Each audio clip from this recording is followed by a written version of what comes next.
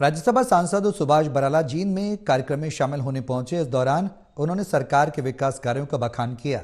तो वहीं आम आदमी पार्टी के सीएम भगवंत मान और पूर्व मुख्यमंत्री भूपेंद्र हुड्डा पर जमकर बरसे।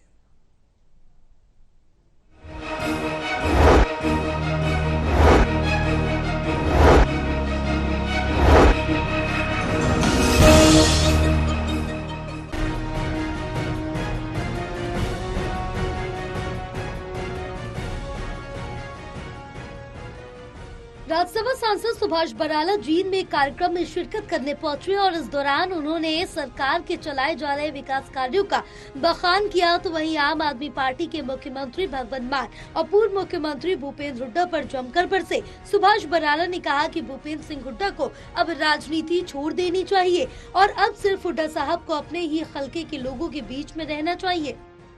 तीसरी बार सरकार भारतीय जनता पार्टी की आई है और खास करके युवाओं ने इस बार कमाल किया है, क्योंकि उनको बिना खर्ची बिना पर्ची के आधार पर, मेरिट के आधार पर जो नौकरियां देने का काम हमारी सरकार ने किया, ऐसे सब काम किए, इसलिए तीसरी बार सरकार आई है।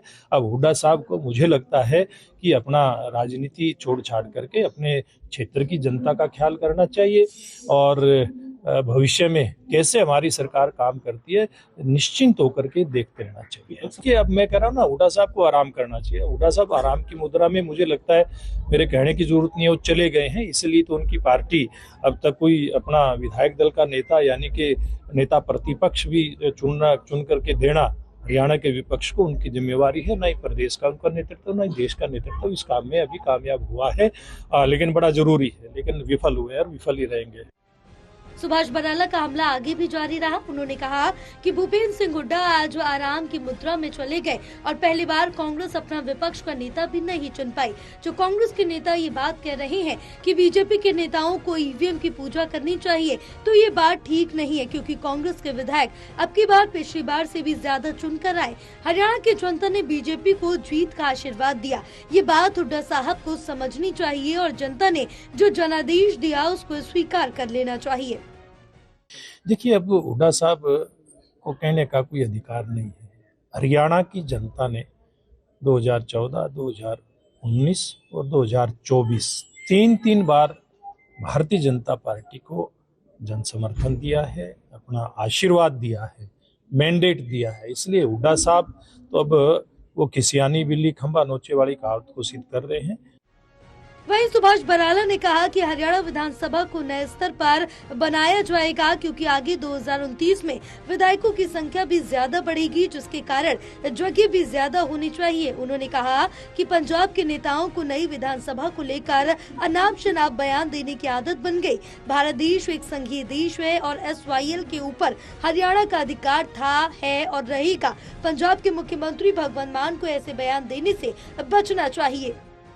देखिए, ये मुझे लगता है कि ये किसी भी रूप में बात ठीक नहीं है। उनके विधायक भी तो चुन करके आए ना, पहले से ज्यादा आए हैं ना।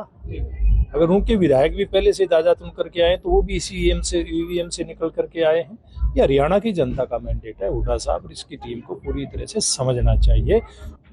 हमारा देश संघीय ढांचे के आधार पर चलता है।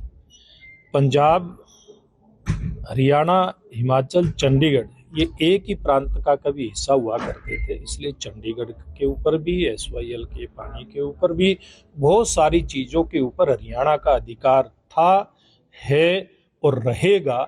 भगवंत मान को हमारे संविधान का सम्मान करते हुए इस प्रकार के बयानबाजी देने से बचना चाहिए। बहरहाल इन दिनों हरियाणा की सियासत में नई विधानसभा बनने का मुद्दा गर्माता जा रहा है। मामले में आगे और क्या कुछ सियासी उठापटक देखने को मिलती है, ये देखना दिलचस्प होगा। टोटा टीवी के लिए जींद से गुलशन चावला की रिपोर्ट।